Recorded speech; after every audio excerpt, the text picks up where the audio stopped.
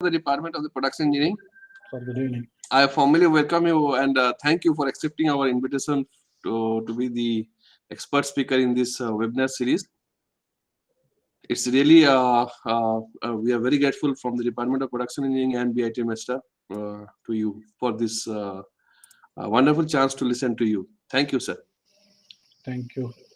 Thank you very much. Dr. Bappa, you can please proceed with the proceedings. Yes. So, very good evening to all of you. It gives me a great pleasure to extend to you all a very warm welcome to the Technical Webinar Series, PIE Konesha, which is being organized by the Department of Production and Industrial Engineering, BIT Mesra, in collaboration with Institute Innovation Council, BIT Mesra. Today, we are hosting the 5th event of this Technical Webinar Series. It is my honor to introduce you to the expert speaker of today's event. Today, we have with us Dr. Naga Hanumaya, Director, Central Manufacturing Technology Institute, Bangalore. We will deliver a talk on role of engineering education in inclusive innovation process.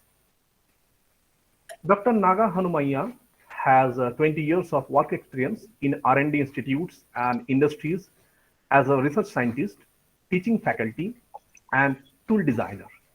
He is presently working as a director of Central Manufacturing Technology Institute, an autonomous R&D institute under Ministry of Heavy Industries, Government of India.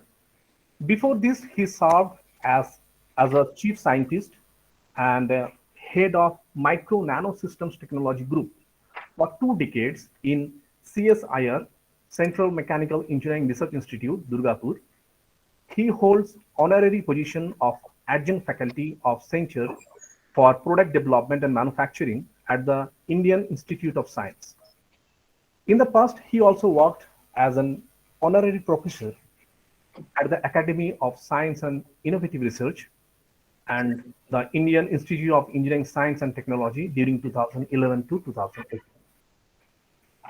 He received his PhD from IIT Bombay, Masters in Tool Engineering from Indo-Danish Tool Room, Bangalore, and a Bachelor's in Mechanical Engineering from Bangalore University.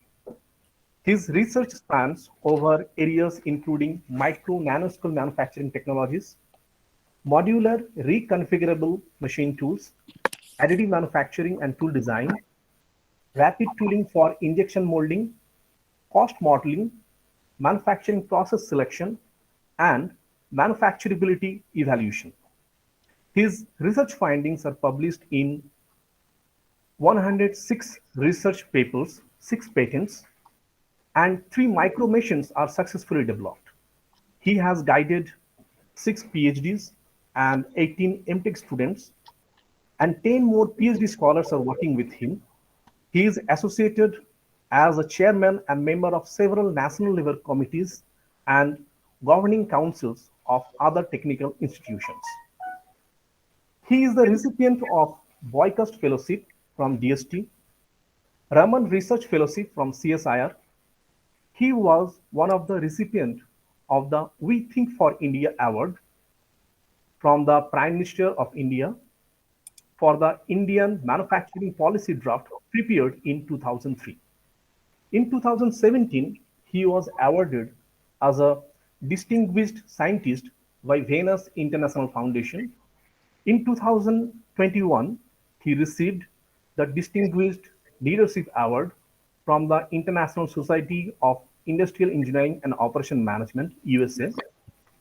Recently, he has received the Eminent Engineering Professionals Award 2021 from the Institute of Engineers, India. He is a member of the International Association of Engineers, UK, and a member of International Institution of Micromanufacturing, USA. Now, I invite our guest speaker, Dr. Naga Hanumaya, to enlighten the audience by sharing his knowledge and experience with the audience. Good evening. Thank you, Professor Bappa Acharji, so for nice introduction. Uh, can I know how much time? Sir, you have from 5 to 6:30, you have 90 minutes. Okay. My slides is visible? Yes, sir. Please make it full screen. Yeah.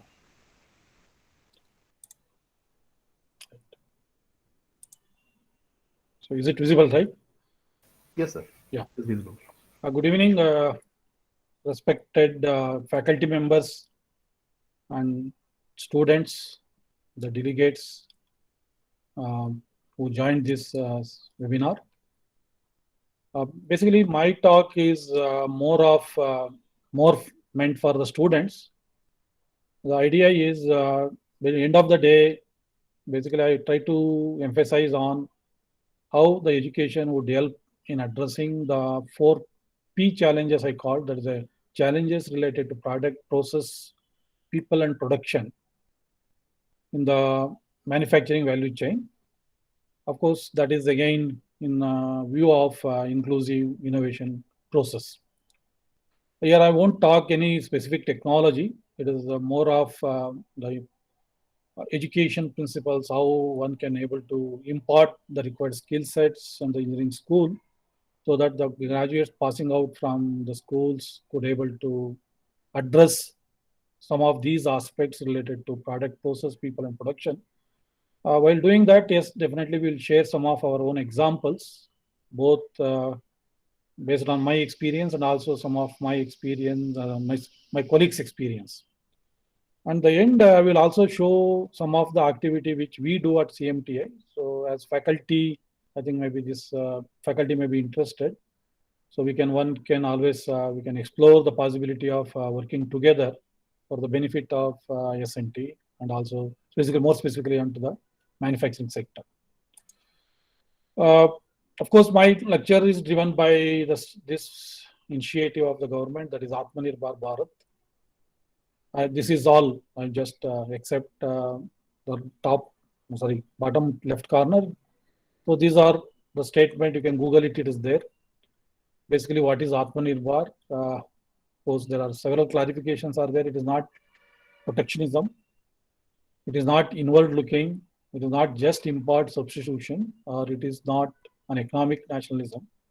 Basically, it is to create an ecosystem that will allow the Indian companies to be globally competitive so that India could become self-reliant. Okay, these are all the right side picture is there. You can Google, you can look at what it means, the government initiative. But let us assume, we want it to be self-reliance in technology. What are the means before us? I think, I'm sure you all agree there are only three means. One is you can transacting, so you can lena dena, or you can taking, that means purchasing.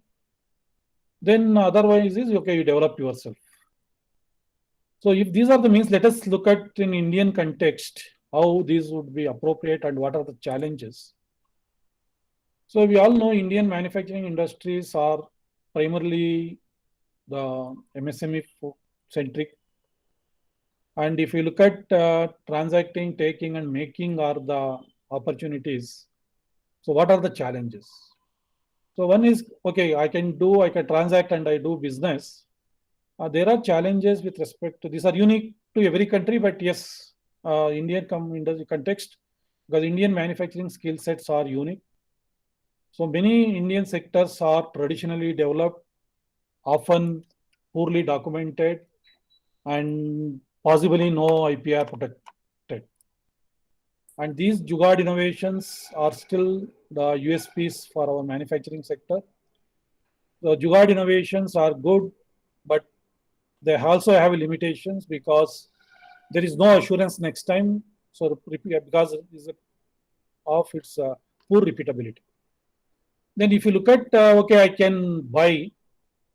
The challenge is again that one is the cash is one, because all our companies are not cash-rich company.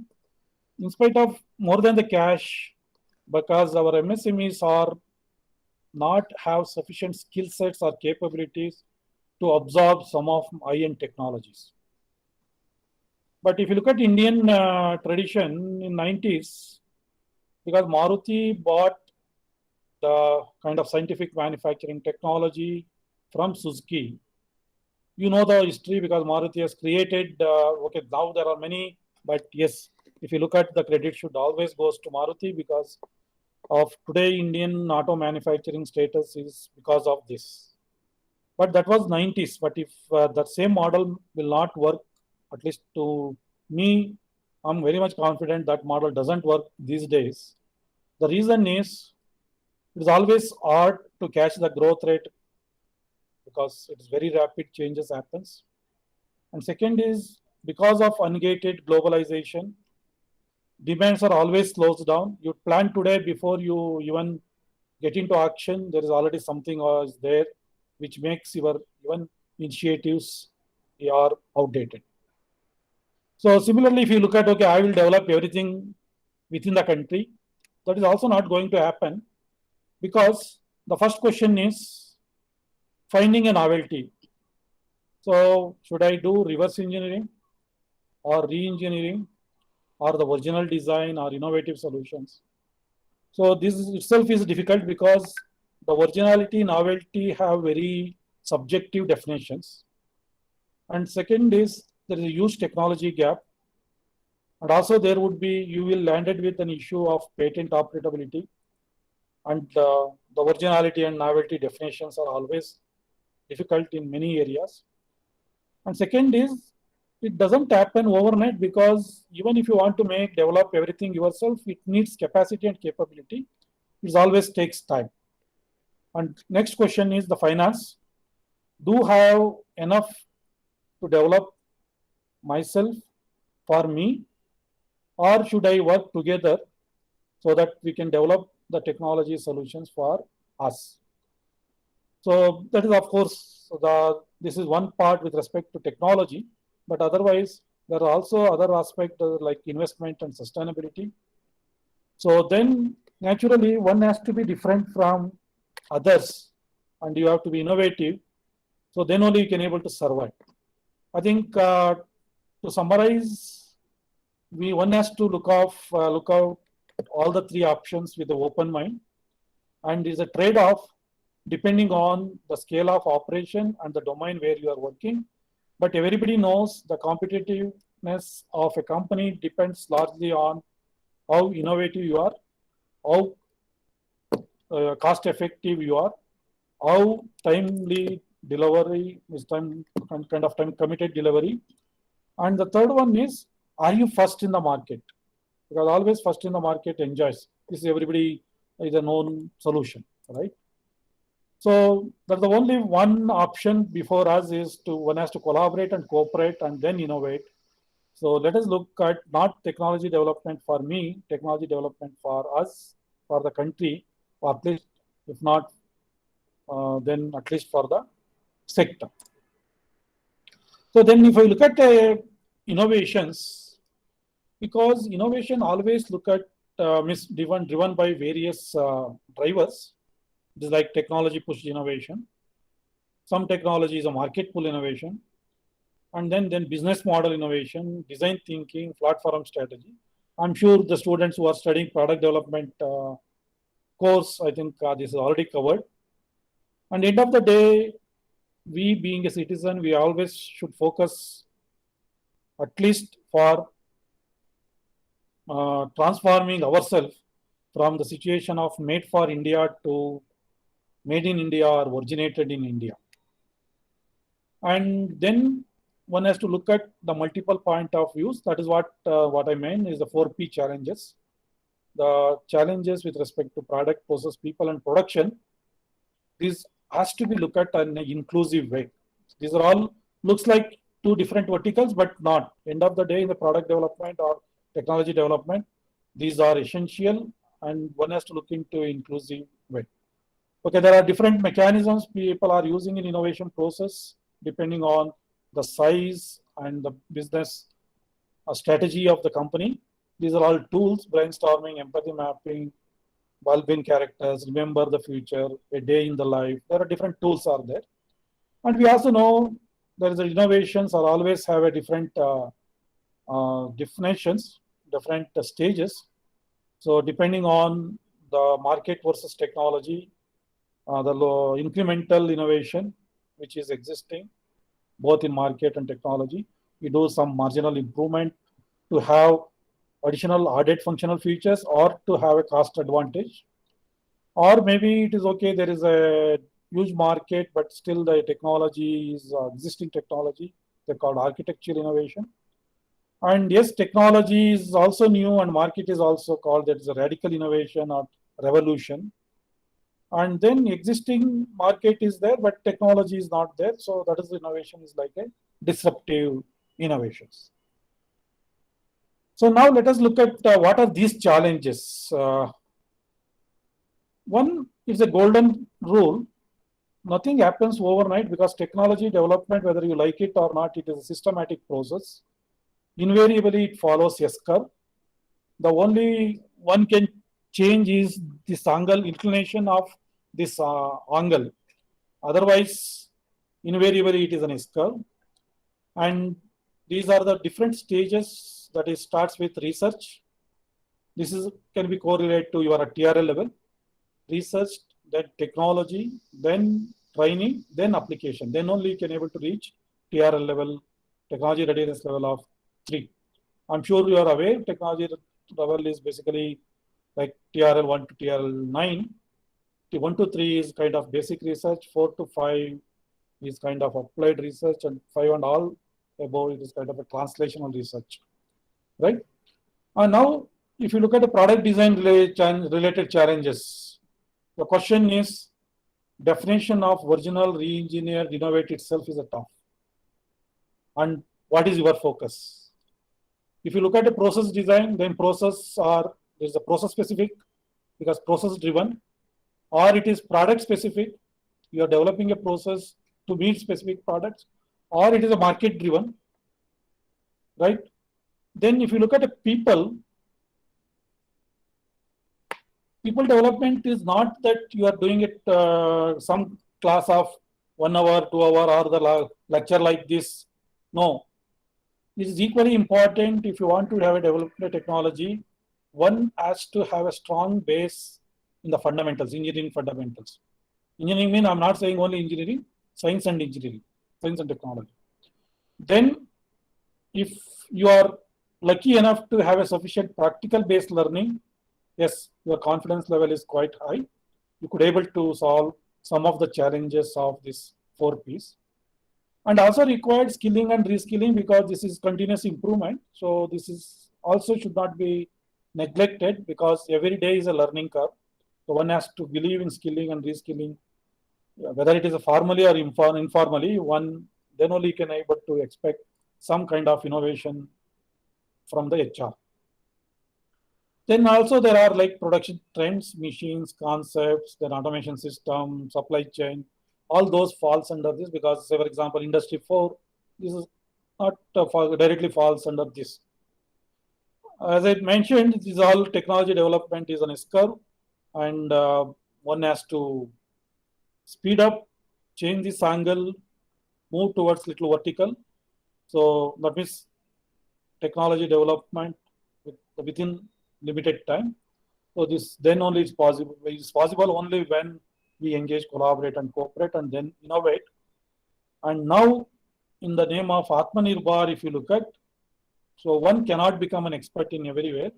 So one has to work beyond my boundary. So that means, okay, I will work for the sector or for us, not for me. Okay, what is the definition of inclusive innovation? We all know engineering of multi-scale or multifunctional products, it has happened. If anything happened is because of the innovation took place in 3 broader areas. One is the manufacturing processes, and then manufacturing equipment and machines, and then manufacturing systems like factories, trends, right?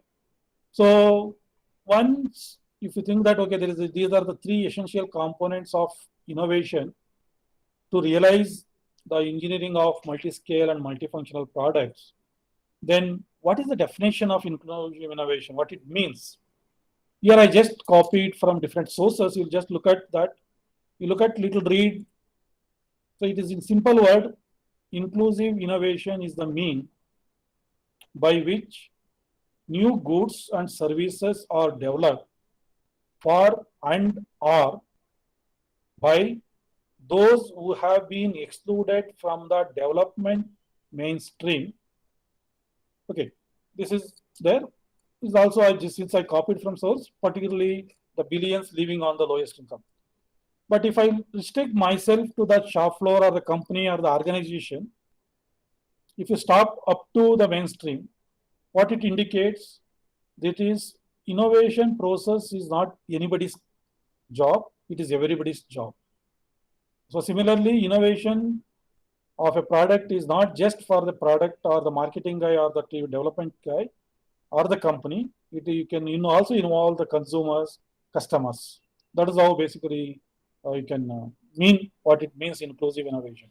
The people who are otherwise not in the mainstream of development has to be part of inclusive innovation process. That means the inclusive innovation.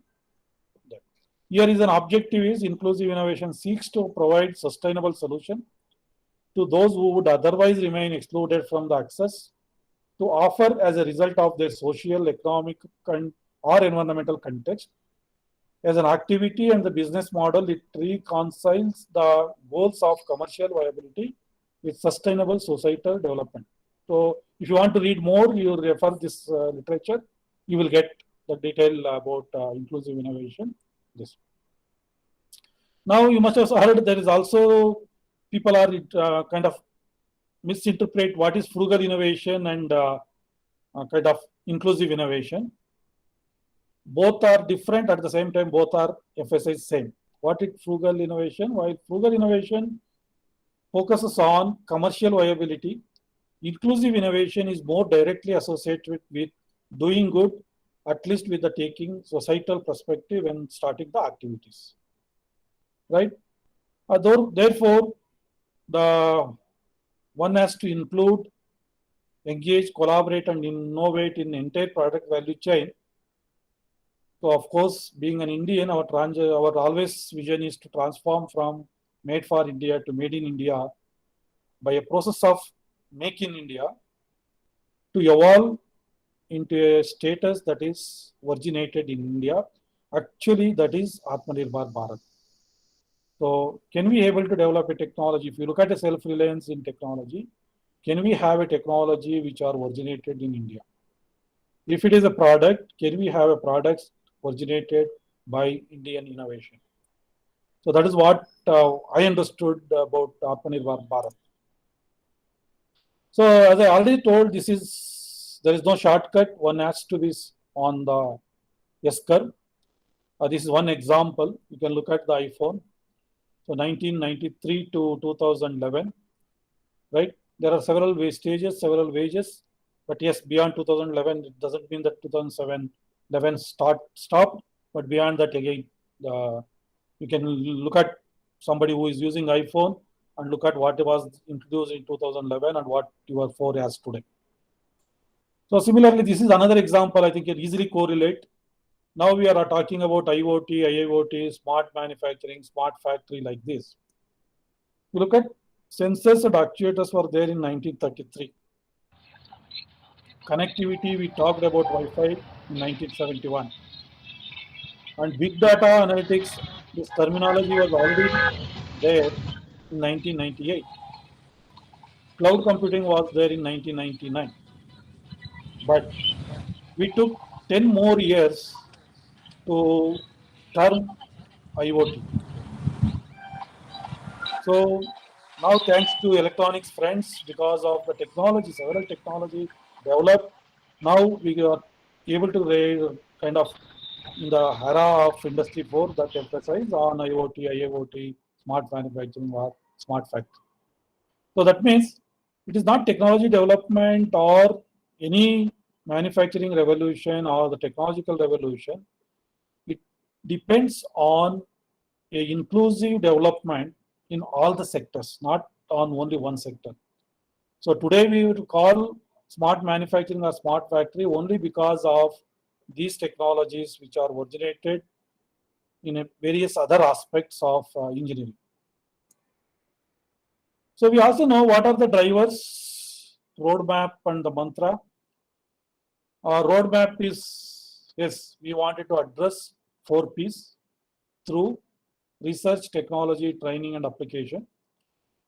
That is what we all researchers focus, and we as a country, as Atmanirbhar Bharat, advocate that. And at the same time, this is where the engineering education important. I think this is more important for both faculty and the student. The drivers are, if you really wanted to do well on this, one has to believe on this. You know how to do things with your hands, you will be skillful. That means when students are in engineering school, one has to look into this, try to do it yourself, because everything looks ideal on the textbook, on the lecture notes, but reality is too far. You are more free and independent individual. You can depend on yourself or your community. You are well prepared. You can stand at technical crash or resolutions, because this is one of the example. During COVID, many companies were largely depends on our Chinese supply chain. They suffered a lot because they didn't have any option. I think that is where I think one has to prepare. You are more rooted in the real world. You are more confident. You realize that you don't need many of the luxuries.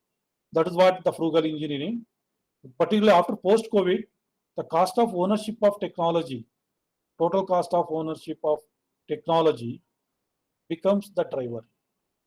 Of course, this is always there since independence. We are trying, all the government, all the policy are primarily driven by this. Of course, originated in India, people still not use, but otherwise made for India, made in India, and made in make in India and made in India were there. Luckily, we are transformed out of this made for India. Now, I think globally, nobody look at product design or technology development meant for India. Of course, Make in India is now government priority, but it is a journey to reach to Made in India. That is our pride. But Atmanirbhar is not the answer there. It is originated in India, then only you can think of exporting the technology which is originated from the country. That is what our Honorable Prime Minister looks into. So then, is it a challenge? Why we are not able to do much? I know if you look at the original product, original technology development in India, I think we are very limited, and figure is very sorry figure. So this is very debatable. I will not get into the details. Not necessary that you have to agree with me, but yes, there are few. You can always look into that, judge yourself. One, according to me, we always look at science and engineering as two parallel pillars. They're all in isolation. The guy who has good IQ could be able to clear JEE, he will study it in IIT and he will become an engineer. And he'll never look at the guy who has otherwise done BSc. One can easily correlate what is the difference between the BSc graduate or engineering graduate. And then school education, including school means not only in the primary school or that, is entire school education is percentage focused. We as a faculty, we as a parents, and also students, we are only taught our students, our wards, how to score 98, not 95. So next, these days, unfortunately, okay, barring few, the many colleges have compromised the practical based learning. Engineering colleges are there without any laboratory. And even syllabuses are so simplified, compromise many syllabus, practical laboratory classes have been. Now laboratory classes has, because I'm a part of AICT committee in the course curriculum development, I think I see a lot of compromises done on the laboratory experiments. And this is also true in engineering, many cases. Say for example, in our manufacturing courses, I always blame myself, this is true for any discipline. The manufacturing course is taught by a faculty who had never operated a lathe. If that is the situation, how can you expect that faculty could able to realize the practical challenges and impart practical skills? Then, of course, there are social obligations, because I become an engineer because my father wanted, or I become a doctor because my mother wanted me to see a doctor. So that is one. And another is we rather think more of comfort of next generation, because I'm not satisfied for my generation of myself. I always look at how I feed my son, or how my son feed to my pota. That is how we look at. So naturally, we de-risking ourselves, or we are getting to a lot of other uncomfortable situation. That is all corruption. Everything is only triggered by this. Of course, there are other aspects: jugaad innovation, low cost solution, shortcuts, low risk, short sight deliverables, and there is passion towards imported technology than the homegrown technology. Always ROI becomes the first parameter before even thinking of any technology development or any innovation process. Then, of course, we are always poor. We are good in at my desktop, but when I look at working as a team, so our team spirits are low. Then we don't have any rooms for others' views and other few other things. Our ethics and religion and political ideologies also matters in process development. Sorry, sir, for Yes. interrupting. Yeah, please. Dr. Patnaik raised his hand. He may Sorry. have some query. Hello. Dr. Patnaik? Patnaik, sir?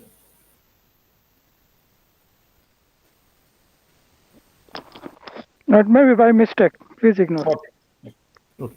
Okay, thank you. This actually the difference between science and engineering, just for the sake of students, you look at, this is not my statement, it was there in Google. Science seeks to explain phenomena of a physical world through theory, hypothesis, and experiment in an effort to ascertain natural laws. For example, chemistry investigates the structure of chemicals and their interactions. Then let us look at engineering. Engineering seeks to apply natural laws to design process, structures, and equipment to provide the solution of practical problems. Say, for example, same thing if we compare now chemical engineering might use the results of chemistry to come up with better way of refining gasoline, right?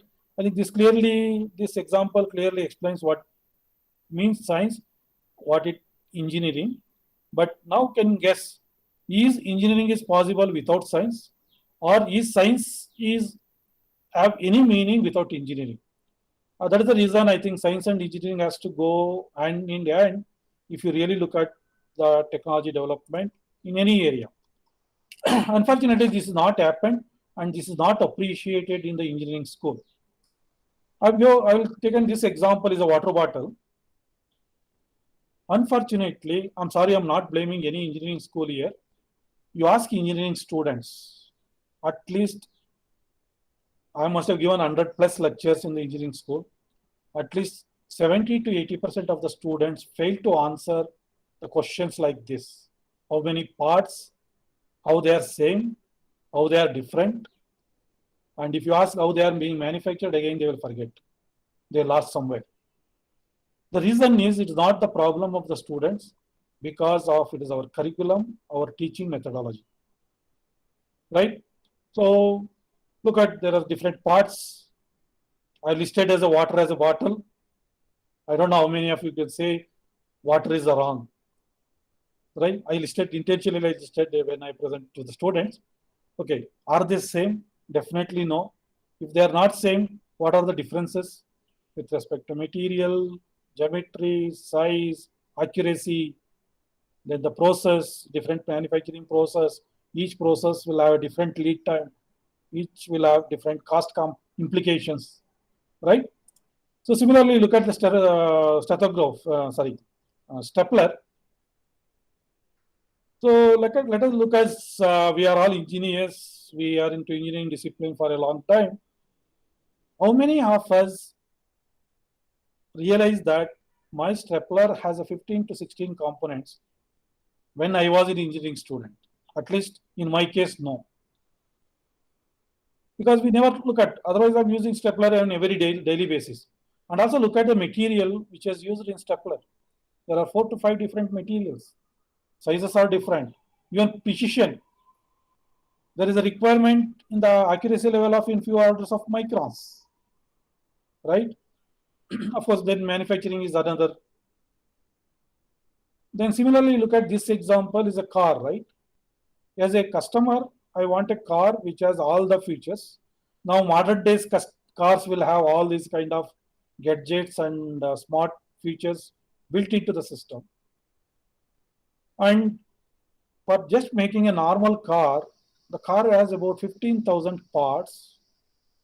Even if you quote a survey which is reported, car manufacturer, if you want to come up with a car of a one new design, it requires 600 plus dies and molds. So now you can look how difficult it is to introduce the new models in the market. More varieties, both in design, features, and also the functional features.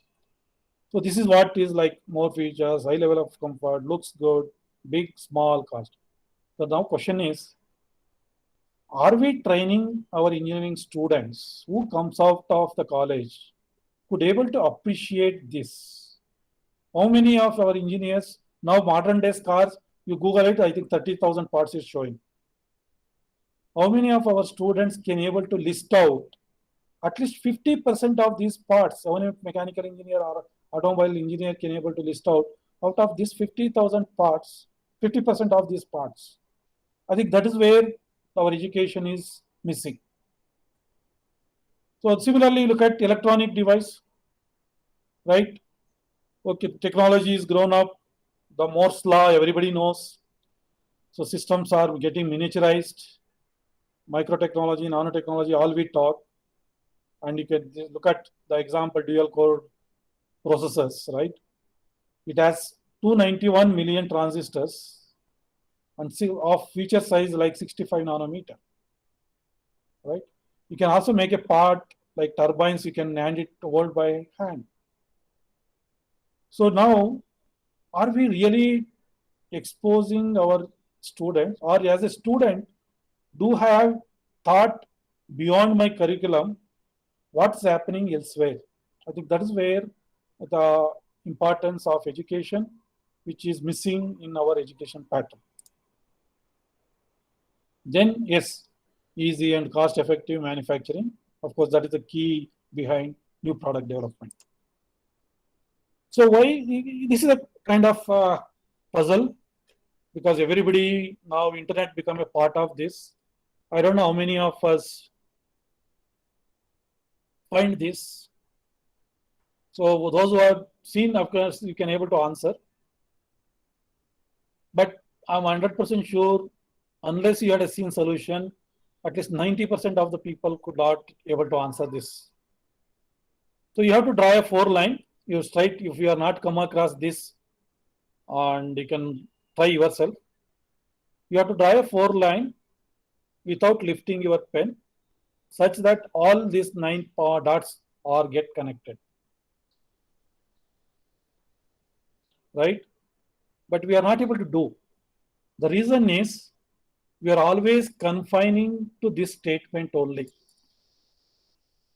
Is cannot be drawn unless you thought out of these 9 box. We have to pick up 2 more dots. Then only you can able to draw 4 lines. This is an answer. Unless you pick up these 2 points, you cannot be able to cover or join these lines, all the dots with 4 lines. We are not able to do it because we are trying to follow these statements. We took this as a golden rules.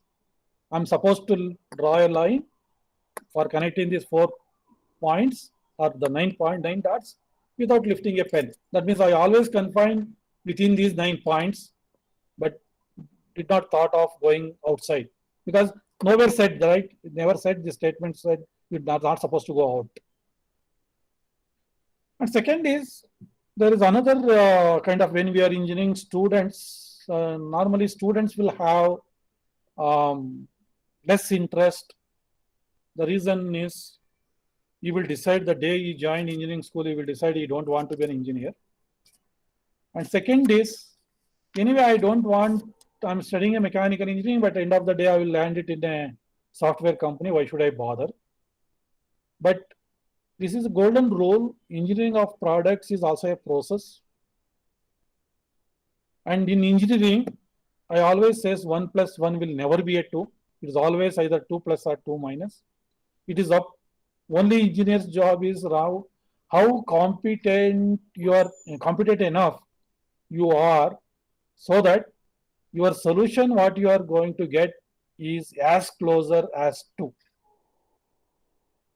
So if somebody, your friend, has a 2.5 as a solution, and if you are able to make, okay, it is a 2.02 is your solution, definitely that requires the better understanding on these 5 F's.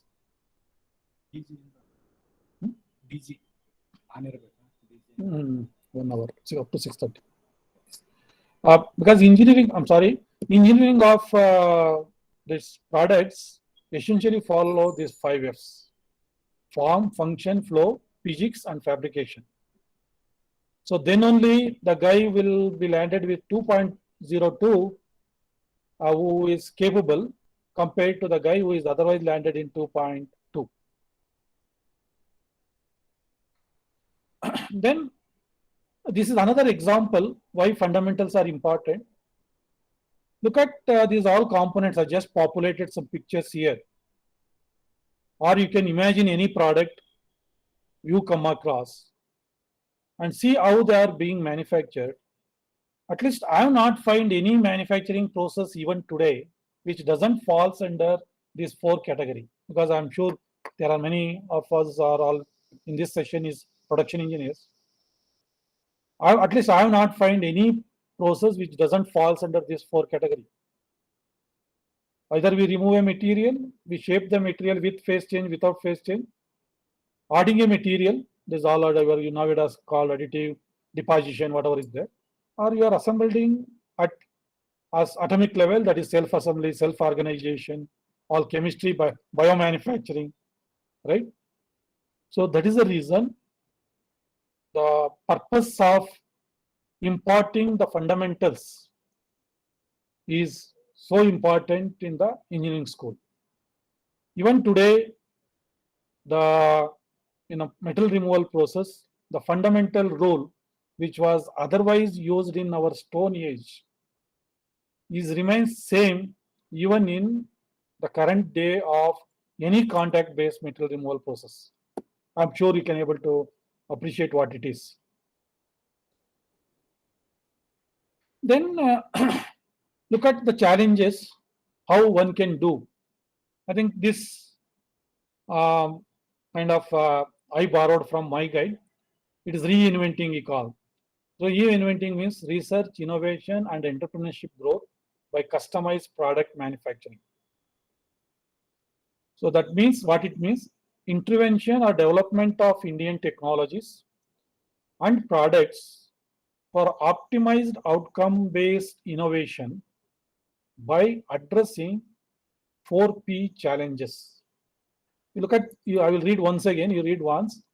Intervention or development of Indian technologies and products for optimized outcome-based innovation by addressing 4P challenges.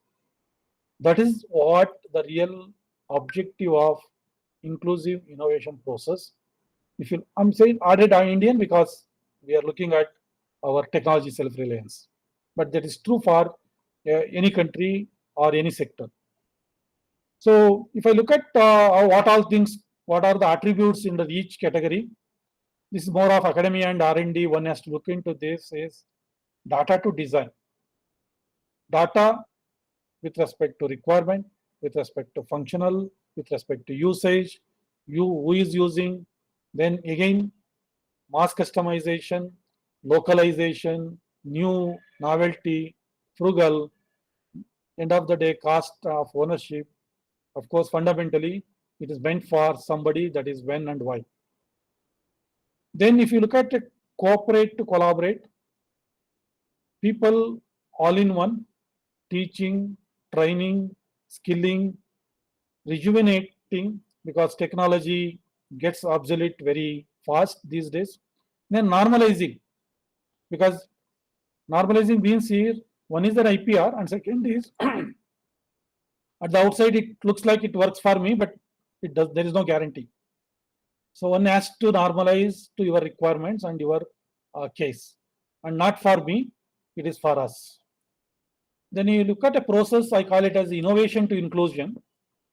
Here matters connect and commit, inquire and investigate, design and develop, implement and iterate. Scalability to sustainability. So machines, automation, knowledge harvesting, productivity enhancement, modular and flexible. I think these are all the attributes one has to look into the new product development or new technology development. That too, when you look at inclusive innovation process. Yes, there are many, but these are all few sample which I listed that basically related to this 4P. So if you look at the challenges related to product, one has to look into this. If you look at the process challenges, one has to look into these aspects like that. And the solution is, again, I think it is a disk approach. That is how I categorized data. There is a reason called DISC.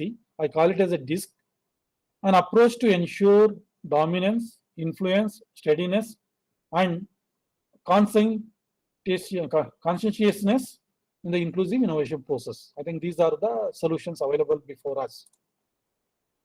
And why innovation has to be inclusive? This is a pictorial representation. I took an example. Example is, let us assume I'm looking at a technological resolution or revolution with respect to food manufacturing. So, there are several technology, food manufacturing, because I could have taken in the some component manufacturing, but I'm sure if it is since food manufacturing, many of them are not even aware in the engineering school. AI and robotics. Companies have already deployed robotic butchers kind of. JBS has deployed. Automation, process and operation level, both hardware and software part. Digital twins, virtual representation of physical. Then the blockchain, the kind of digital ledger, Walmart, which is already implemented. And few promising technology for food manufacturing, drones and automated delivery vehicles, 3D printing for edible food goods, smart or precision agriculture, high-tech packaging, smarter waste of disposal and recycling. So now if you look at in India, I'm sure, so we are percentage wise, if you take, even we may not be there, even 10% of what is listed here. So if you really wanted to do this, I think this has to come with an inclusion of people, even the guy who consumes the food. And at the same time, inclusion cannot be done on all the aspects in a one go. You have to do it on hierarchically, like inclusion of intention, inclusion of consumption, inclusion of impact, inclusion of process, inclusion of structure, then post-structural inclusions. I think one has to look at individually, and this is subject itself now, inclusive innovation. Then only you can able to realize this situation, so that you can be able to reach the targeted technological revolution. It is true for food manufacturing, but at the same time, it is true for any area. Even if you want to make just stapler or an hairpin, I think this is applicable. So that was basically my major focus of the presentation. Now what I will do is, we will try to give what CMTI does with respect to manufacturing innovation. So as I said, our CMTI innovation is primarily focused on the three what I mentioned: engineering of multi-scale and multifunctional parts. So we innovate with respect to process technology, we innovate with respect to equipment and machines, and then manufacturing systems and factories and trends. We being National Lab, we always believe engaging, collaborating, and innovating. We won't look at descriptive, we will always look at product, process, people and production. And as of now, whatever the technology we develop, we are made in India. That is our focus. Yes, I won't climb tall. We have done something which is originated in India, but still, whatever we do is all limited to made in India. I think that is where we are now target set. So there should be some technology which are originated, at least new to, if not new to what, if not new to India. That is how basically we wanted to do. In summary, CMTI right now focused on these are the domains. We do research, develop technology and machines, train manpower, and also deploy into industrial applications. That is ultra precision machine tools. Here, what is mean by we develop a machines which are capable of producing few tens of micron features with the accuracy level of 6 decimal of millimeter. Then special purpose machines. Here what we try to do is that my customers comes to us and we build a machines, automation systems or products or subsystems to meet their requirements. There may be a tabletop machine or maybe a massive larger machines. That means CMTI build the largest machine size is about 12 meters footprint. So when we do the machine development, definitely sensor and controls are the essential components. We have a sensor group, we have a MEMS facility, both packaging, fabrication and packaging facility, and also we have a dedicated control groups. Then textile machinery is a part of special purpose machine. Recently we built a textile machine of Rapier loom, which operates at 450 RPM. And now we are building another Rapier loom, which will be operating at 550 RPM.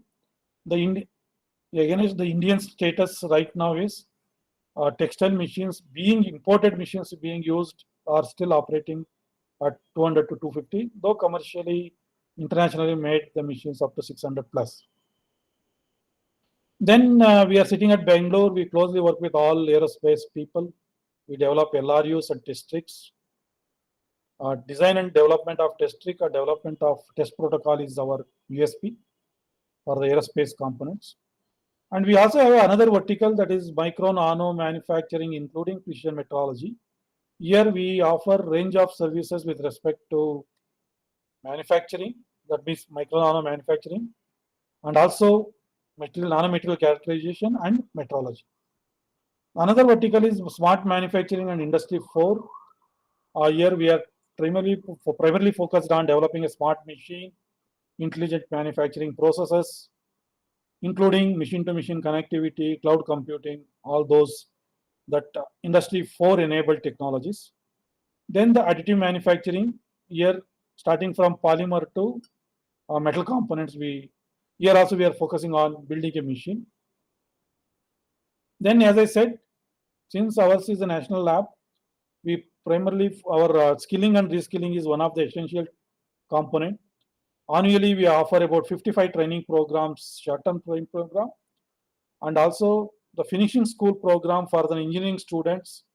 They can work 6 months with us.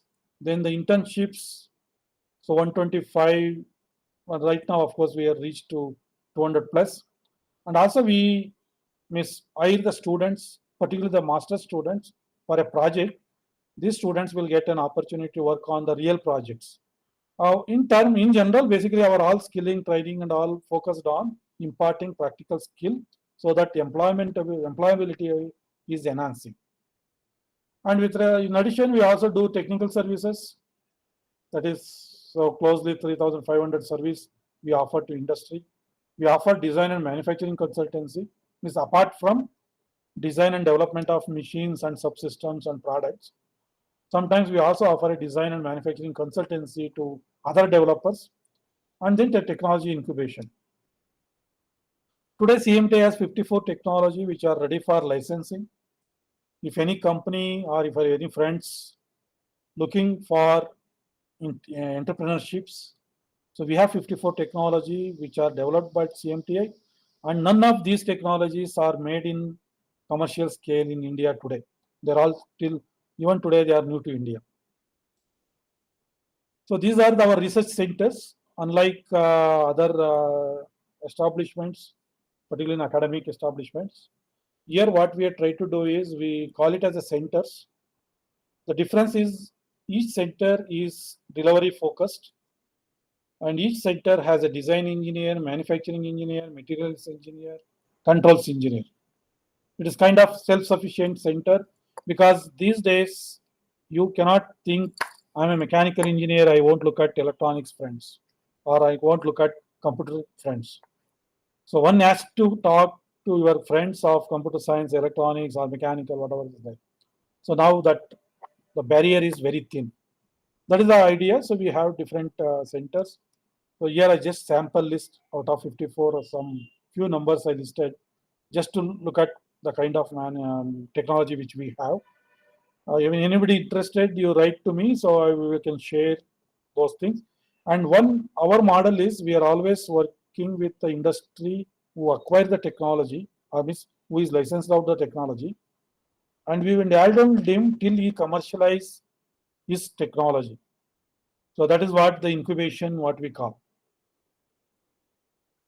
And we also offer a range of services, machine tools, we call technical services, machine tools and its aggregate related, measurements and calibration. CMT is having NABL accredited labs for various testing facility. And as far as dimension metrology, CMT is the #1 in India. And then re-engineering of high-value replacement components and subsystems.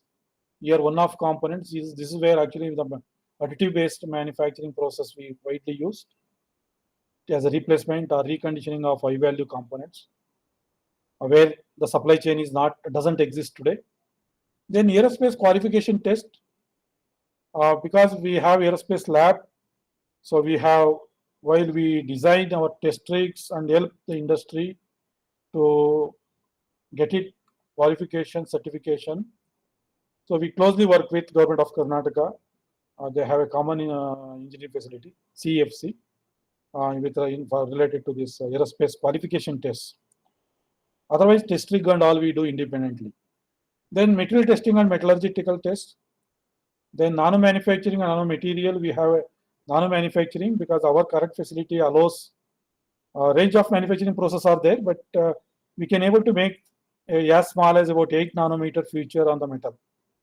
And with respect to nanomaterial characterization, we have almost all the facility, range of microscope up to TEM, Raman, ellipsometry, nano indenters, range of microscopes and other micro nano metrological equipments. These all installed. We are offering services. For academics, we are offering 25% discount, and our prices are as competitive compared to other establishments. So maybe if some of our PhD students or faculties wanted to utilize, you can write to us. We have a scheme, a CMT Academia affiliation program. I'm sorry. Then skilling and reskilling, this is what I already summarized. I'll just move on. Here I just populated just to appreciate that what kind of machines we build.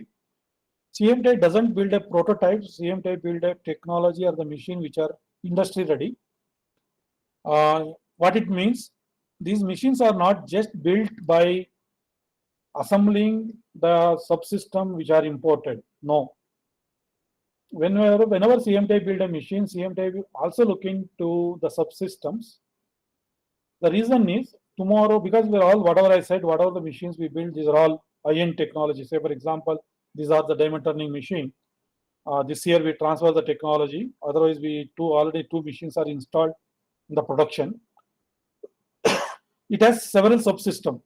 So those subsystems are also developed. That means the company who has licensed this technology no need to depend on foreign supplier. Those technologies are also developed within CMTA. So when he license out, he will also get the license of all other subsystem. Only thing is either he has to manufacture at in-house or he has to develop his vendor to supply. Definitely there is a cost advantage. So you can look at this machine, that is a 3D printing machine, projection based microstereolithography. If you import this machine from 3D System USA, it would cost you 1.2 crore, but our machine would cost 32 lakhs. And similarly, you can look at a scanning tunnel microscope. I know this cost, even for academic price, it would cost 50 lakhs plus, but my machine cost 10 lakhs, and it is all developed. And any machines developed by us, if they are installed at academic school, we offer 5 years comprehensive warranty. You can look at if any systems could be installed at your place. We offer 5 years comprehensive warranty. And if it is a production shop, these machines are installed, we are offering 2 years comprehensive warranty. And also range of services we offer to industry, particularly in the micro nano manufacturing, because they're expensive to afford for MSME. So these are other some SPMs, larger machines for a different applications. Say for example, you look at the vertical planetary mixing machine. We already supplied 22 such machines for various agencies, which are required to mix solid propellant, which are being used in the rockets as a fuel. We also build some kind of customized measurement system, like multi-gauging system, inspection system we developed. And we built some test rigs. This is a performance test rig for pumps. And we also build a parallel kinematic machine. And these are the kind of special purpose machine. Recently, this is the last year development. In an average, CMT build about 10 to 12 machines annually and develop some of 7 to 8 manufacturing processes per year, right? With respect to nano manufacturing center, we have, these are the 4 components. We have a nano products, that means we focused on developing our own machine. All these are our own machines. We put diamond turning machine, microscopy machine, laser dressing, and abrasive flow machine. And we also have developed some related to nanomaterial like CNT, ceramic composite, nano lubricant, nano powders. Then also develop the nano fabrication services we offer, starting from FIB. That is what I mentioned. As small as about 8 nanometer features we could do. We offer a service in micro nano manufacturing, including E-beam lithography, PCVD, all facility. Then these are the characterization equipments we have. This is how our lab looks like. This lab has a 16 clean room labs of class, the highest class is class 100 to the rough means it is class 10,000. And these all clean room labs below the earth surface. This is what you have seen is a ground level. Our labs are all below the earth. It is like a bunker. They are all suspended and disconnected from Mother Earth. So very, very precise features with respect to vibration, isolation, and all ensured here. I think in India, such lab is not existing today. You can look at inside. Still, of course, these pictures are little old pictures. So these are all that indicates what is the kind of quality and the uniqueness of this center. And also we have a state-of-the-art lab with respect to metrology. What you see in that left bottom corner, this is again underground lab. This was established a little earlier in early 90s. This lab we are using for calibrating a master gauges to industry requirements. But the top picture was metrology, is a metrology lab which is attached to top 2 pictures, is attached to regular production. So we have state-of-the-art lab facility, particularly with respect to dimension metrology. So these are like what I mentioned, nanomaterial characterization equipments which are housed, and these facilities are available for academia and startups with 25% discount price. So this is just to show that, okay, this is a machine. When we build this, all these subsystems are also we are designed and used it. And you can look at this machine, diamond turning machine, which can generate a surface finish like as small as about 2 nanometer. And farm accuracy is about 0.2 micron. That too over 25 millimeter diameter convex surface. So this is highly precise machine, and it is a smart machine because these features could be achieved only when this machine built with that intelligence so that this gets compensated when there is a deviations from the manufacturing process because of so much attributes. That is one example is the temperature, but similarly there are other attributes, machining attributes. I'm sure you can understand what are the attributes associated with machining process, metal contact based metal machining process. Okay, these are few recognition we get for our industry ready technology. This was the last IMTEX or diamond turning machine got an award. And we have, this is one example, like say for example, Amrita Institute, they wanted to build some metrology. For them, we developed a subsystem which is highly precise aerostatic bearing with a kind of running accuracy is about less than 50 nanometer. This is the table what we built. And this is an example where we closely work with an industry, academia. We built an abrasive flow nano-fission finish machining based on the concept which was demonstrated at Professor Jain's lab in IIT Kanpur. So they were the people who are working in India. They were the first group of researchers working on abrasive flow machining. So the concept which was demonstrated is converted to a commercial machine along with subsystems and the added features which were otherwise not covered by them. And then we now have a machine which is capable of machining any finish machining of any complex shapes, which could produce the surface finish like RA in the order of few hundreds of micron or even less than a micron, depending on the feature and the requirement. This is also another example. If you look at, this is the laboratory setup at IASC, Professor Umarji lab. Now this was stereolithography. We converted into this. Of course, there was intermediate prototype was there. The right one, Sukshma 3D, is our now current model, which is, as I mentioned, the imported machine would cost you 1.2 crore, but our machine would cost 32 lakhs, which is capable of creating a features, any complex features as small as about 5 micron. Of course, these micro needles are 3.7 micron, but I'm very comfortable to create any complex shapes of 5 microns and above, right? And again, that smart manufacturing, this is a program of our ministry, Department of Heavy Industry. Of course, now they're called Ministry of Heavy Industry. This is our parent ministry. Now one center is a smart manufacturing center. Our center focused on developing a smart machine and devices. Then that includes plug and play solution, multifunctional parts, machines, and also sensors, subsystems like that. And also developing a process technology, how to make manufacturing process intelligence by integrating AI and ML based algorithms. Then IIoT aspect, machine to machine connectivity, cloud computing, and distributed. In order to do this, we have an industrial partner. We are working with the currently 6 industry partners. It is not the academic partner. They are all partners. They contributed up to like about 7 crores from the industry and about 20 crores from the government. So that is how we work. So several solutions we have already demonstrated. So for example, the bottom picture is, it is an horizontal boring machine, which was purchased about 20 years back, HMT machine, you can look at. Now this machine we have converted into a smart machine by integrating some of the sensors to address some of selected features. It's not possible everything, but yes, this is what the converting legacy machine into a smart machine.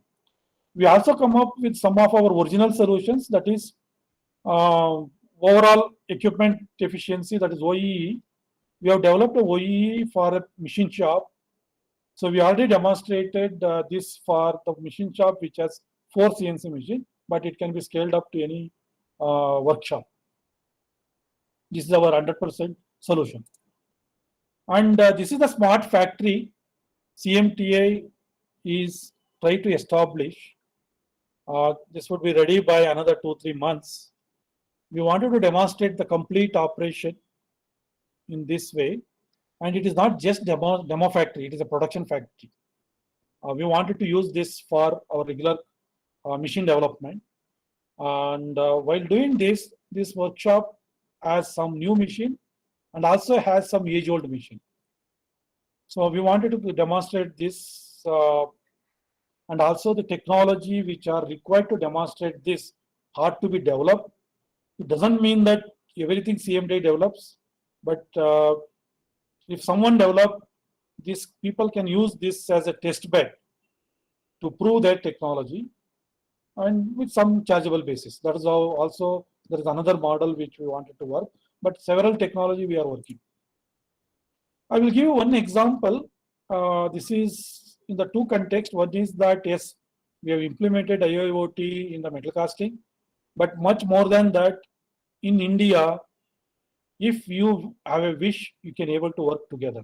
This one example project was funded by Department of Science and Technology, where 3 research labs, 7 academic institutes, starting from IIT, VNIT Nagpur, College of Engineering Pune, Jadavpur Institute, these are all government universities, and then DKT, Charista, and all these are all private institute universities, joined together to develop a smart foundry.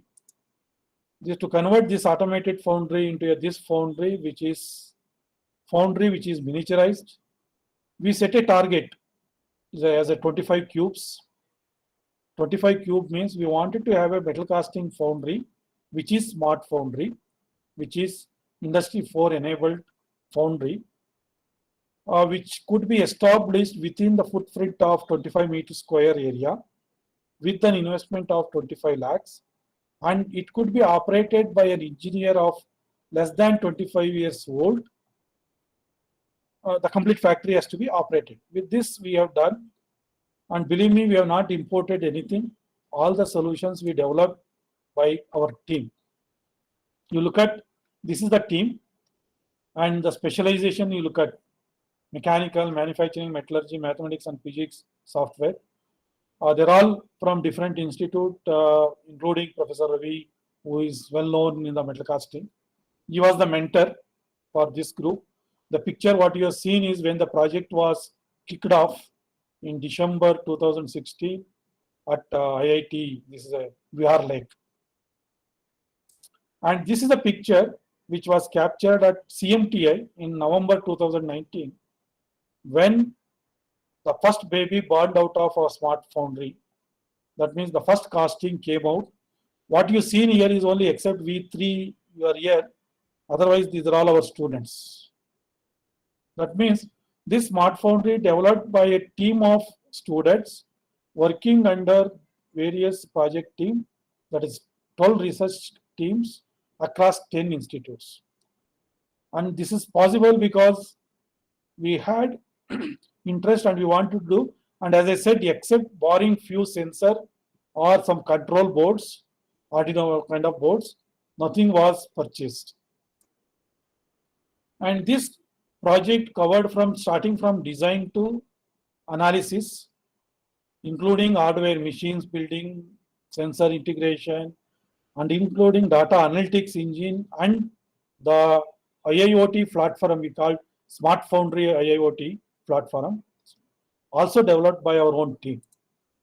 You look at this, these are the hardwares. You can look, these are all not commercially deployable version. These are all prototypes made by student at engineering school, different engineering school. Of course, this project started that time I was in CMTI only. Then when I came to CMTI, then CMTI became a part.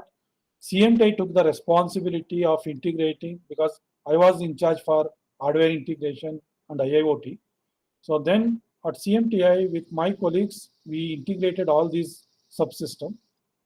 And now the edge controllers are there. All these data are streamed, and through appropriate IIoT protocols, we share the data, we stream the data on live to a server which are installed at Trivandrum, hardware installed at CMTI.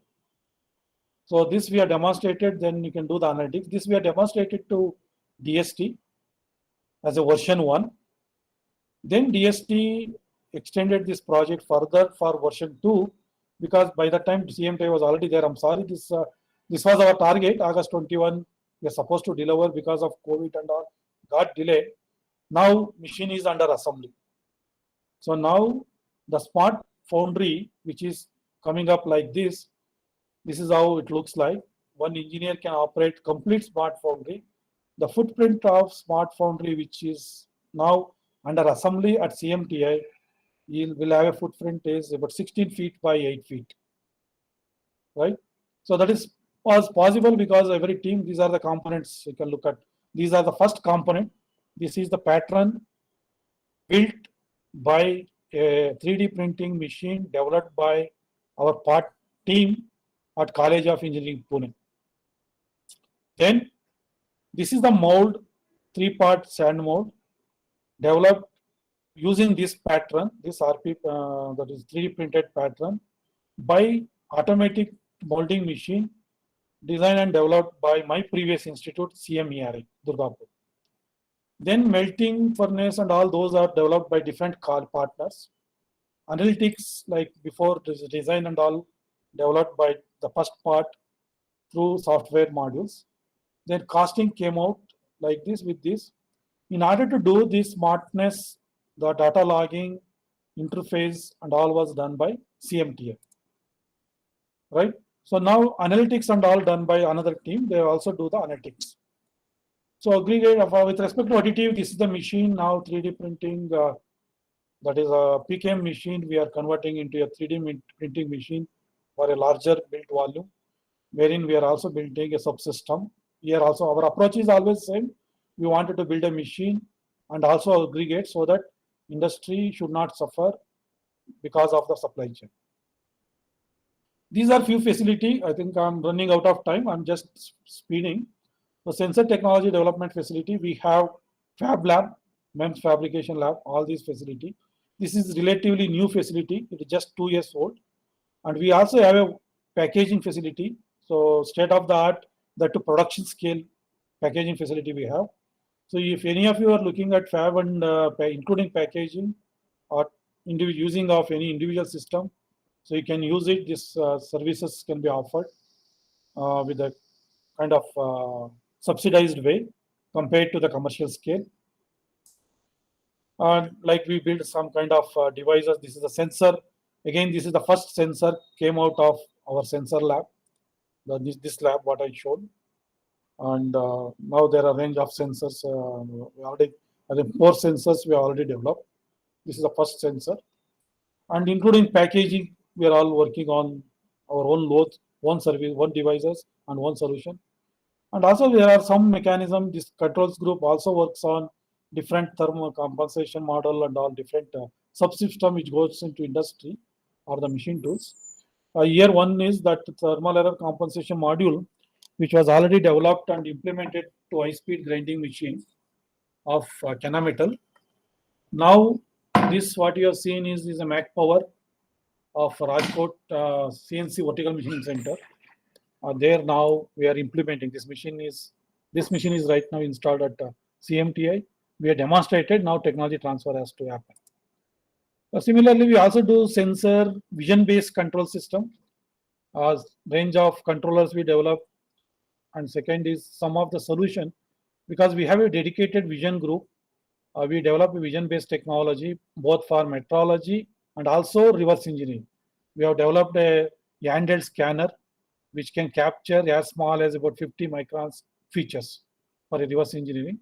Then you can convert into point cloud to CAD model.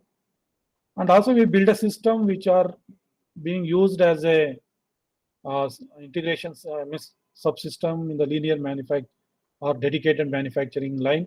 This was supplied to Lakshmi Machine Tool, who was manufacturing rollers for textile machines. In aerospace, we, as I said, we are developing several LRU and test rig. So LRU means now the axial piston pump and gate rotary actuator. These are current projects going on. And also we do range of test rigs. So like this pump test rig and also flight control systems test rig. And some of even servo valve controls, the small component level testing also we do right with respect to hydraulics and pneumatics. Otherwise, the trunky based total system solutions we also do. And being a national lab, we also help other machinery institutes or governments. We participate in several such studies. This is one of the study we participated with the DSIR, Department of Scientific and Industrial Research. This was that high precision, ultra precision machining technology in India. And this is another for nano coating, like there are several studies we do, and to facilitate policy interventions by the ministry. Okay, this is what Industry 4, that is basically one has to be innovative, responsive, cost effective, and you must be a first to market. This is what I mentioned in the early stage. So in order to do this, in order to become a competitive, the fundamental principle behind Industry 4 is you understand what you do. How do you understand?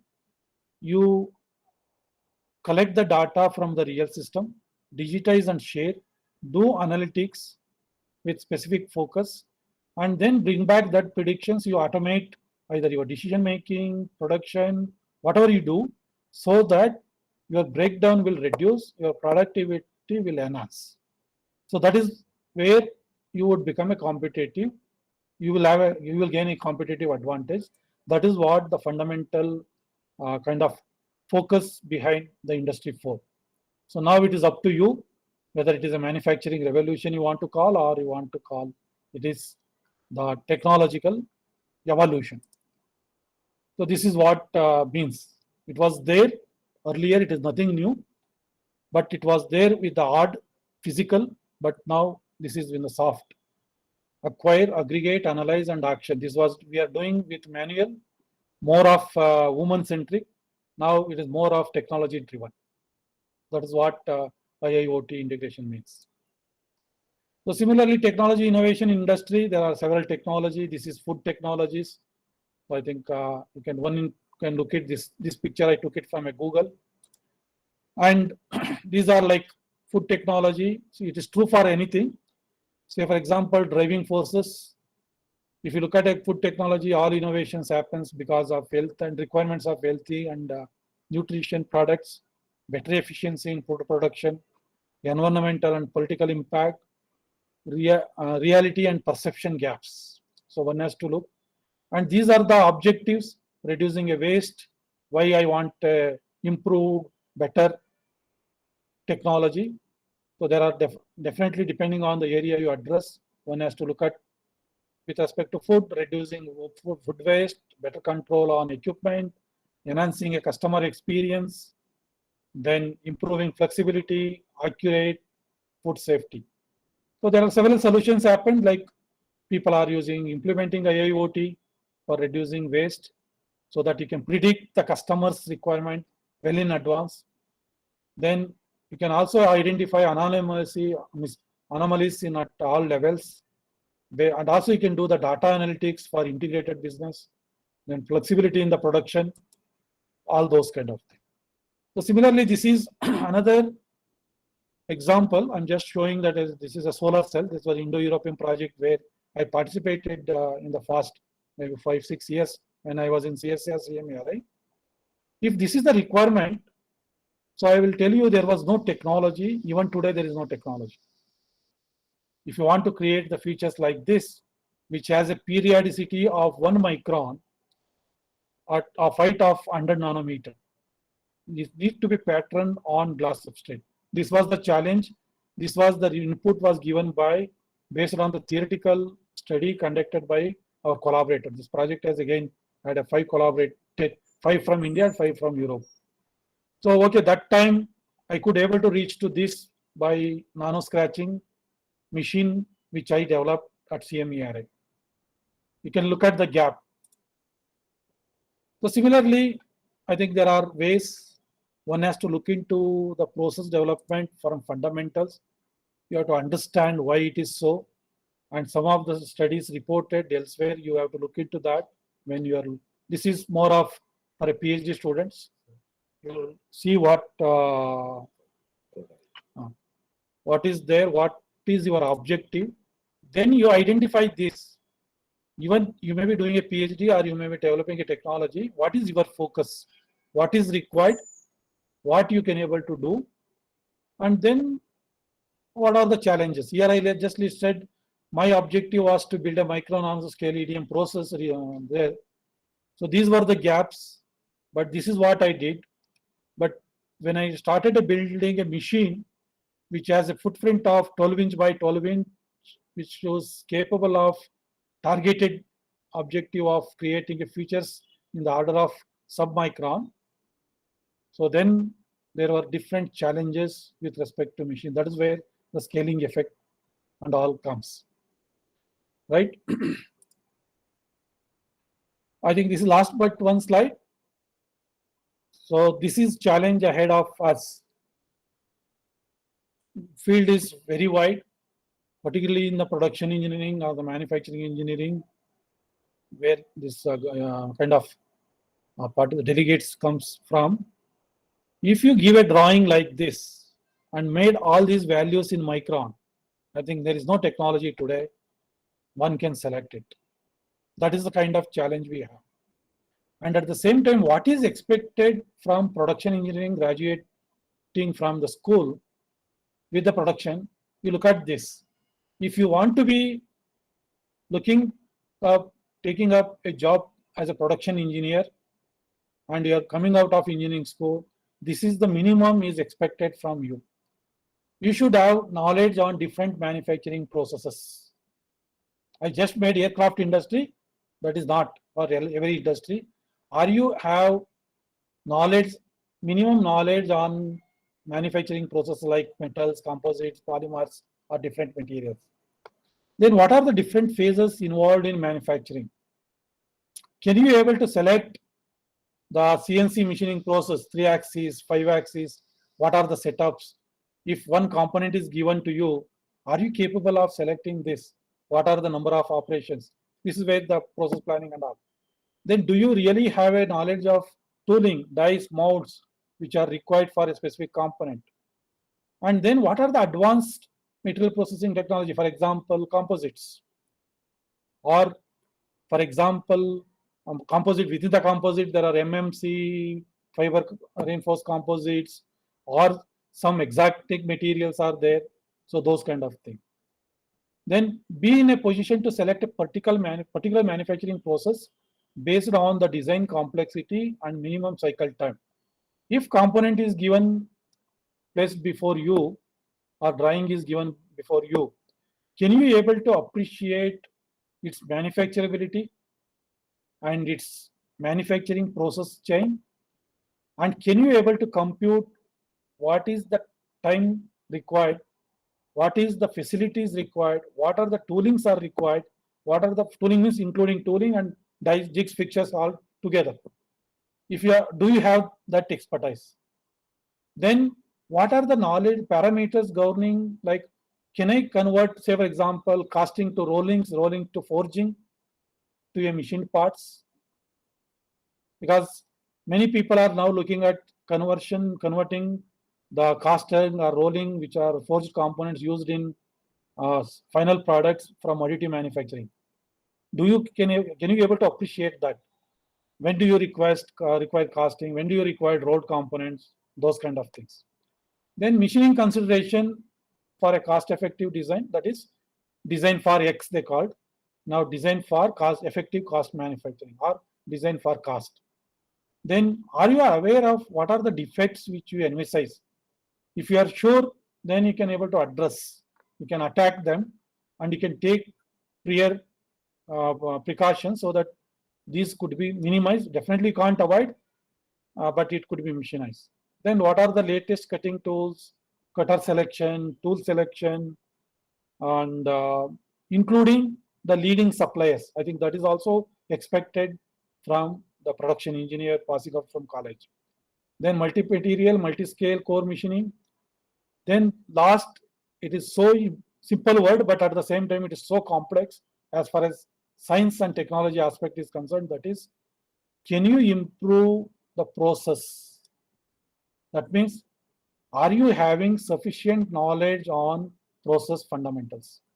I think these are the skill sets which are your employer looking for from production engineers passing out from engineering school. So, okay, this is again repeating. Don't believe, don't shortcut. You have to follow this. And you also believe on open and collaborative. Don't close the door and operate. Now that is not happen. You have to pick up, whether you like it or not, you have to speak to your neighbor who is otherwise electronics engineer or who is otherwise computer engineer. And always collaboration works when we have a like-minded people collaborate team. Because our smart foundry works because we laugh at each other and we criticize each other. And last but not the least, this is a message for the engineering. This is not my study. Globally conducted, students will have an attention of 10 to 15 minutes in a class of 45 to 1 hour lecture. I'm sure this is true even in my class now. I'm sure 50% of audience must have already lost their patience. I think that is where the teachers have the requirement. He has to bring the practical into a classroom. You have to make attractive, then only you can able to. If any teacher, no matter how good you are solving differential equation, whatever you teach course, can we increase this 10 to 15 minutes to 35 minutes? I think you are the best teacher. That is very much sure. This is the statement everybody knows. We know I hear and I forget. I see, I remember, I do and I understand. I think this is the fundamental statement one has to follow in engineering education, at least as per my understanding goes. In order to do this, there are different opportunity. CMTI also has an opportunity.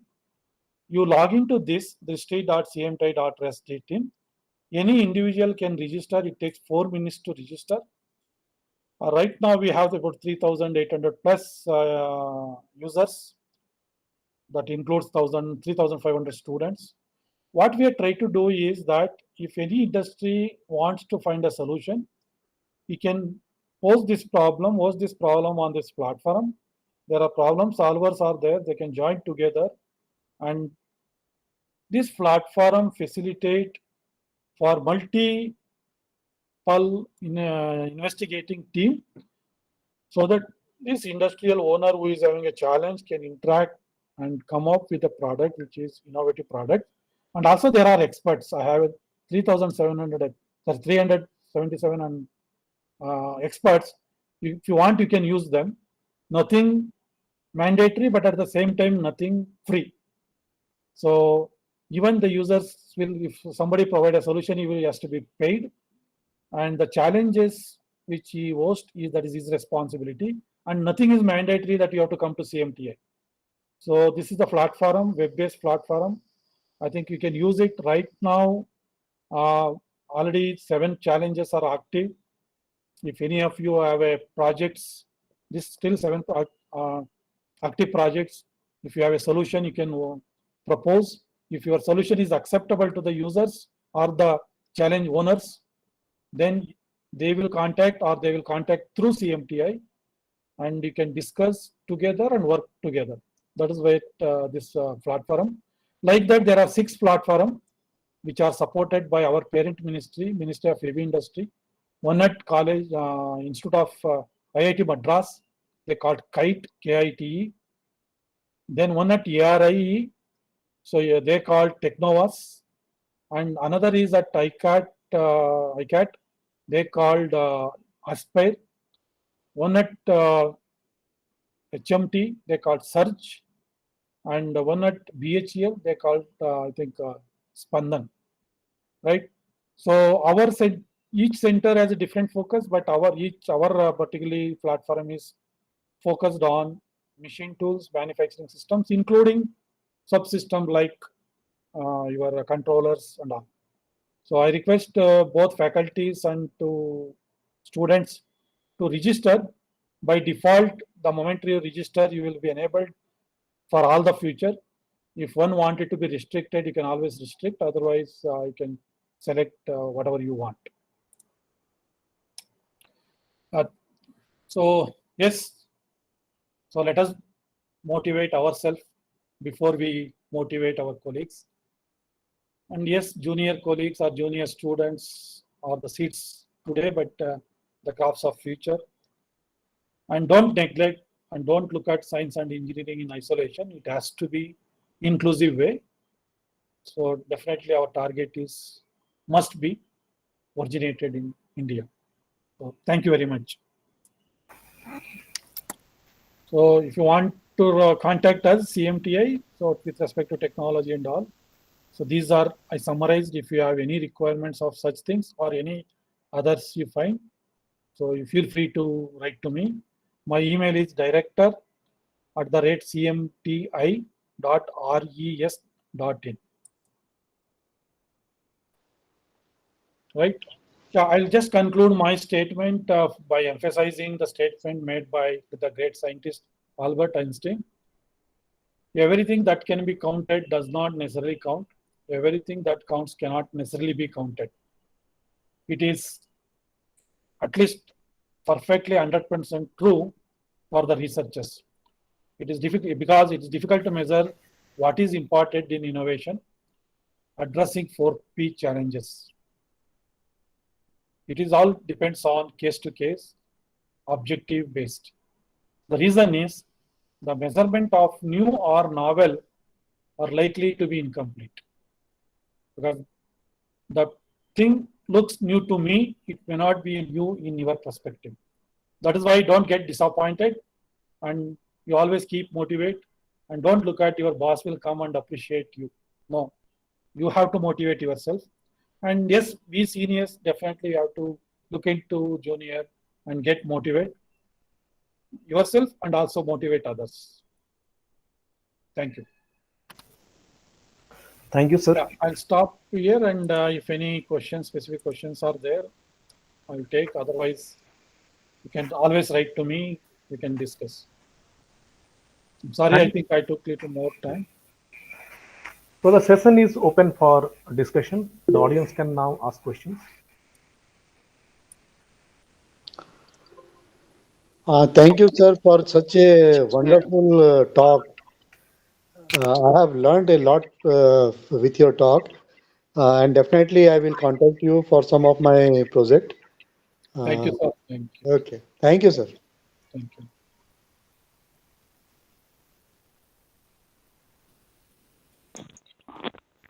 Uh, Yeah, I think Thank- someone it is type. Okay, director CMT Dr. yeah, thank you, sir, for such a detailed, elaborative talk. So thank you very much, sir. Thank you. So thank you. You begin with describing the shortcomings in Indian scenario, like technology gap, and then you emphasis in the later slides you have given the details what at your center different technologies being developed. So this has given a confidence that in actual this technology gap can be constrained. And also you given about tell us about the smart foundry. Sir, my question is, you had very well discussed about what are the shortcomings in manufacturing that say new startup. More the startups will come, more we will be able to assess the development. Sir, like you have you had given an example from a water bottle, from a stapler, and taken an example of a car. So let's take the example of a car. You tell us that there are approximately 3,000 components in that car. So if 30,000. yeah, oh sorry, This yeah. 30,000 in Google, I think 15,000 when I searched, prepared this slide 15 years back. This slide I prepared 15 years back. Yeah, right, sir. So this big number of component in a car make a new innovation to feel depressed. See, so many components in a car. How a startup can make a car? So can because you are at such a position and interacting with the government also. can we have such things that students or a startup can think to make a car because the technology That's true. the I understand technology your concern. You understand your concern. Okay, 30,000 parts. But that is what I'm saying. Don't close your door and don't look at that time. I don't want to talk to anybody. Then definitely, now why startups? Even Maruti cannot make it. I think that is where it is there. You need to talk to people. You need to source the material.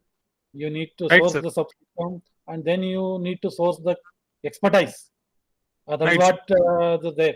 So it is not doesn't applicable only in that mechanical electrical. I took an example. The reason is, unfortunately, I don't know about your college, but unfortunately, whenever I go to engineering school, lectures are arranged by mechanical engineering department. The electronics engineering department faculties are even not aware. Right, I sir. think so. We are so isolated. Isolation is there even today in engineering school within the college, same college.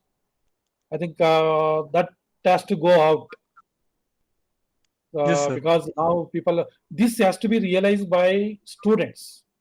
I will give you one example. Uh, Again, I don't know, those who are faculty, you may feel bad, but I will tell you. In 2019 March, I organized a kind of hackathon. I did not call it hackathon. I kind of hackathon. It is a 3 days event. Structured was it was open to all for engineering school, pre-final and final year. A team of 4 people are allowed, and invariably your team should have 3 department representation from 3 department. It means out of 4, and without 4 I won't allow. Even if you may have total solution, we said no, one is not supposed to participate. 4 has to be there. Only 2 are from same department, and other 2 from different department. That means total 3 departments should be there. Like that, we said, okay, you people were asked to, students were asked to submit in small write-up, 1-page write-up within 750 words. And there were 138 teams participated across India. Then definitely 138 and 4 and 4, I cannot call everybody to the campus. Then we did applied some screening. So we called 64 team. Still that number itself was a big number for us to handle. We said that, okay, first there is a 3 days event. They have to come physically here. It was in March 2019. Then first day we called IAC people, IAC faculty, particularly the product design related, Center for Product Development faculty, and some industry people like CMD of BFW and all. So they talked about general knowledge. If nothing happens, at least that will go. That is the benefit they have. And also lab visit and all we did. But 5 hours was given to the students. We told that whatever you written in 750 words, you have to convert into engineering language, that is drawing, sketch, or some circuit diagram, some block diagram.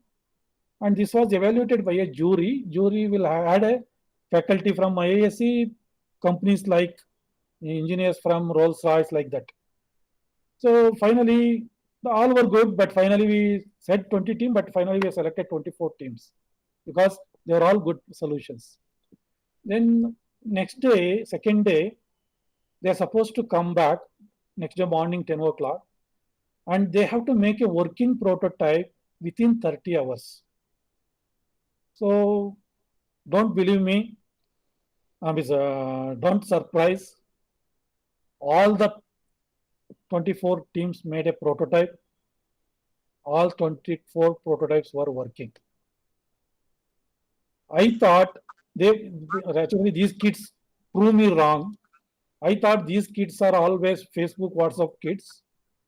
So they came here our campus just to kill the time.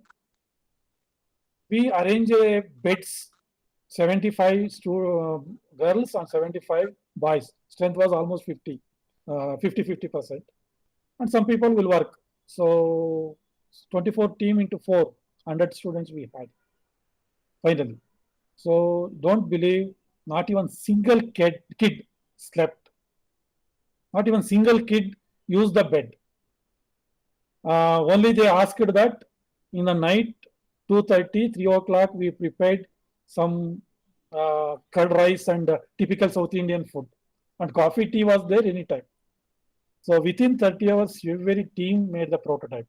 Then again, same jury came and they wanted to evaluate, right? So we don't know, okay, prize has to be given to 4, 5, we gave 4, 5. But everybody has done. Even I told each team can take 2,500 rupees from us. If you want purchase anything, you just produce the bill. Not even single team claimed. And there were students, they're always, they have spent even more than 10,000-15,000 rupees to make this prototype. They bought, this was there in the call itself, people came with the preparation. So, and it is not that prefabricated, they brought it here. They fabricated here by cardboard, by this kind of wire, whatever is jugaad is possible within our workshop, they have done. Only I think 2-3 people went for some special machining outside some machine shop. We only facilitated, but it was done. That means these kids have definitely, compared to us, they are much more intelligent. Thank you, sir. The opportunity is not there. So I think I'm sure they can able to do it. My idea was simple because you should know how to talk to electronics guy, or electronics guy should know how to talk to production guy. And is don't make your team with your friend, but you should also learn to work with our people. I think that was very good. So even students are, even today they're forcing, because of COVID, 2020 did not happen, 21 also did not happen. So I wanted to have every March, because March is our foundation day. So just before the foundation day, we wanted to have this program, but did not happen. 2021 did not happen. Thank you, sir. For This sharing. virtual platform you can use somebody. Good evening, sir. Thank you, sir. Thank you. Thank you. Good evening, sir. Amit, My name is Amit Kumar Nandi. I'm a PhD student at BIT Mesra. So I have a very specific question. So in the previous part of your slides, I was seeing there was a machine vision driven thread measuring system which we were talking about. So from the software point of view, are open source machine vision software like OpenCV enough for doing such precise thread measuring solutions or not? no, ours, of course, since as I said, we are always look at technology to be used by industry. We won't believe on our open source, because after that I cannot sold it to anybody. But otherwise, our team has developed. But for as a researcher, yes, you can always, what stops you? If it is there, you can always use it. Even my PhD student for molecular dynamic simulation, no, we used open source. Nothing stops for a researcher. But definitely, I cannot do it at my level, because I'm always looking for technology transfer is my final target. Okay, thank you so much, sir. That suffices.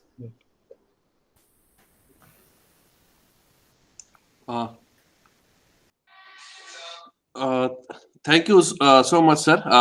It was Thank very interesting listening to the wonderful things that you were doing at CMTI, and definitely your hackathon idea is a great idea, and would be I will encourage our students to participate whenever you hold such type of hackathon in the next. Yeah, in this maybe portal equal to- itself is there. In fact, 2021 we announced in May, but May also Bangalore was very critical stage. Yeah, yeah, Postponed. yeah. Now again we are planning this January, February, Yeah. but I again, have seen similar activities in Discovery Channel also. Such channel challenges were given, and it was recorded and participated. So Yes, it's a very interesting thing. And to my experience, in my experience, I have seen our students, not only our students, all students. They are doing much better than us actually. They have the knowledge, entire universe in front of them in terms of Google and everything. The knowledge is there. Only thing is that they have to tap the knowledge and use it accordingly. So our the minds are generation- human life, no, human. I think maybe I don't know what physiology, what they call biology people. That is also gets evolved, no. Yeah, the generation gap, right? yeah. So there I So feel definitely I better. believe India has a bright future, particularly in terms of manufacturing and Atmanirbhar India and Make in India. So we are gradually going towards that achieving such philosophy, and definitely institutes like CMTI and our departments are actively um, contributing towards such philosophies of the government of India and our students. And one more thing, I would like to request you, if possible, sir, would like to have you in our campus and visit our department, and would like your advice how to improve much more in the field of manufacturing, particularly. Yeah, I will be happy to visit because the two reason because Ranchi was my regular visiting place Okay, when sir. I was in Durgapur, Yeah. and I'm there in the committee of your NIFT Ranchi. Yeah. I, So when you come to I- NIFT, definitely you should come, and here separately also you should come and visit us, sir. We'd be No, very happy to definitely have you here. I will definitely because once Corona gives us time, so definitely Yes. we'll plan. Thank you, sir. Thank you so Thank much. you. Yes. Okay. So I, on behalf of Department of Production and Industrial Engineering, BIT Mesra, and on my own behalf, once again thank Dr. Naga Hanumanaya for accepting our invitation and delivering such a wonderful talk. Thank you, sir. Thank you very much. Thanks to all of you, Ms. HOD and all the faculty member, and also the VC, because VC, Professor Munna, I know very well. Thank you all of you. Here I also appreciate the audience for their active participation. So today's session has come to an end. We will see you at our next event, which will have a different theme and a different speaker. So till then, goodbye, good night. Thank you. Thank you all of you. Thanks for the opportunity. Thank you, sir.